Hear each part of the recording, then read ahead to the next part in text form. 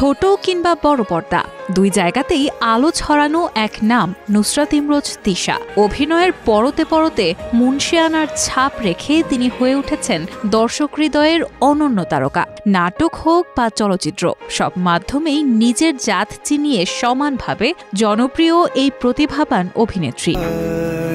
এদিকে সম্প্রতি তিশার একটি বেলি ডান্সের ভিডিও ঝড় তুলেছে সামাজিক যোগাযোগ মাধ্যমে।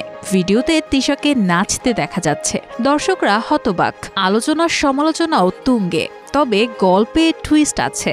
রিউমার স্ক্যানার টিমের তদন্তে উঠে এসেছে, ভিডিওতে যিনি নাচ পরিবেশন করছেন তিনি নুসরাত ইমরোজ তিশা নন। আসল নৃত্যশিল্পীর নাম ইশিকা সিং রাজপুত, যিনি একজন ভারতীয় বেলি ড্যান্সার। ওই ভিডিওতে ডিপফেক প্রযুক্তি ব্যবহার করে তিশার মুখ বসিয়ে তা ভুয়াভাবে প্রচার করা হয়েছে।